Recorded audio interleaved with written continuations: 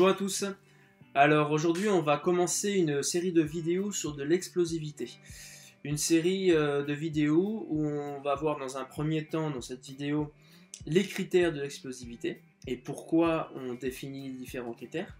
Et dans d'autres vidéos nous verrons comment on travaille à ces différents critères.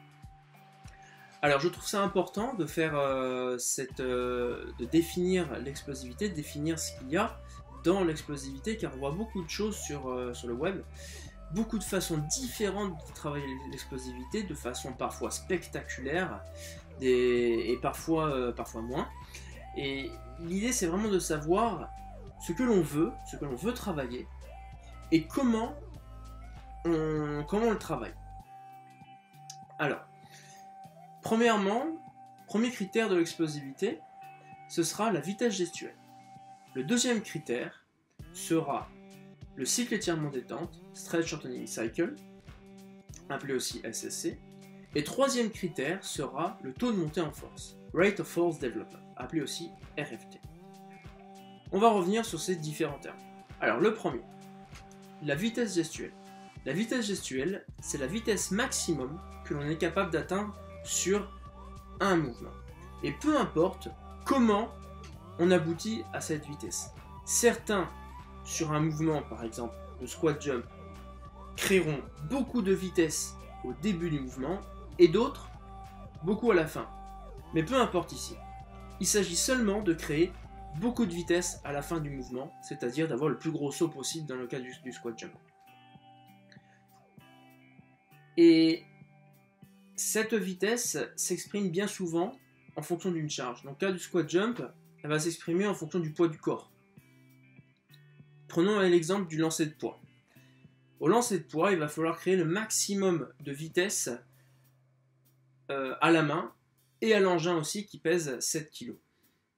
Donc le plus important, c'est de communiquer à la main et à l'engin aussi le maximum de vitesse, sans considérer d'autres facteurs comme l'angle d'envol et la hauteur de la chaîne. Si on prend l'exemple par contre du volley, où il faut juste communiquer à la main le maximum de vitesse avant de frapper le ballon, donc là on va avoir des vitesses complètement différentes. Au lancer de poids, ça va s'exprimer avec le poids du poids qui fait 7 kg, plus celle de la main. Et dans le cas du volleyball, on va pas du tout obtenir les mêmes vitesses, mais ce sera seulement la main prise toute seule. Et donc là, on voit qu'en fonction des personnes, en fonction des sports considérés, on va avoir des besoins différents en termes de force ou de vitesse. Nous verrons dans une prochaine vidéo comment on fait pour savoir si on doit plus travailler dans un sens ou dans l'autre. Deuxième critère, donc on avait dit la SSC, le Stretch Shortening Cycle, le cycle étirement détente. Le cycle étirement détente, c'est le temps que l'on met pour amortir et restituer de l'énergie. C'est le temps que l'on met avant de repartir, la phase d'amortissement, d'accumulation de l'énergie, la phase excentrique, suivie de la phase concentrique, la phase de restitution d'énergie. Dans certains sports, elle doit être assez importante. Dans le cas du volleyball, reprenons cet exemple. Et dans le cas du sprint, le temps de contact au sol est très très court, de l'ordre de 8 à 9 millisecondes. Et du coup, on voit bien que c'est pas du tout la même chose qui est recherchée. Ça va peut-être pas être la même façon de le travailler. Dans le cas du volleyball, on voit bien que c'est moins important de prendre du temps pour absorber l'énergie, de la restituer pour sauter très haut. Mais si on y réfléchit bien,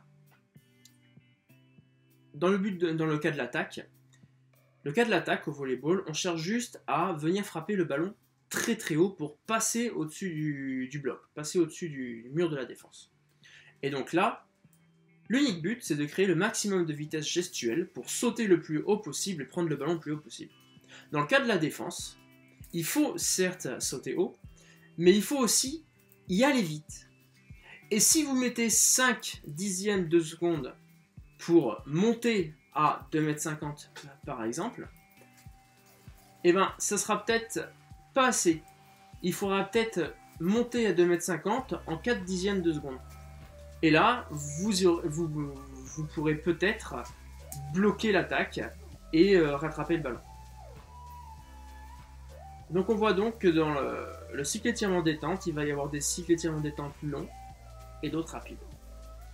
Et dans le dernier cas, on passe aussi au troisième critère, le rate of force development, le taux de montée en force. Et là, pas besoin de mouvement pour l'exprimer. Il s'agit juste, en fait, on imagine que vous avez une barre et vous devez pousser dans cette barre le plus fort possible et le plus vite possible.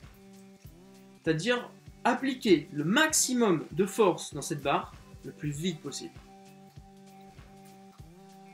On va obtenir donc un plateau de force. Il y a un moment où on ne pourra pas pousser plus fort. On va très très vite monter à cette force maximum. Et certaines personnes auront besoin par exemple de 1/10 de seconde pour monter à un plateau de force. Et d'autres personnes auront besoin de 2/10 de seconde pour monter à ce plateau de force. Et ça se travaille aussi d'une façon différente. Dans le sport, donc là on a dit qu'il n'y avait pas de mouvement. Et peut-être que dans le sport, du coup, à aucun moment ça se voit. Mais en fait, si reprenons l'exemple du starting block. Dans le starting block, il est important d'appliquer des forces le plus vite possible. Donc il y a aussi la vitesse gestuelle pour sortir vite du bloc. Mais il faut aussi appliquer le plus vite possible, le maximum de force possible. Et ça, c'est du taux de montée en force. Voilà, donc les trois critères que nous avons vus. La vitesse gestuelle, le cycle étirement détente et le taux de montée en force. Pour chacun de ces critères, nous verrons en fait comment on va les travailler de façon individuelle et quelles en sont les sous-parties. Voilà. Alors, n'oubliez pas de partager cette vidéo si elle vous a plu et prenez soin de bien penser ce que vous voulez et de bien faire ce que vous voulez. À bientôt.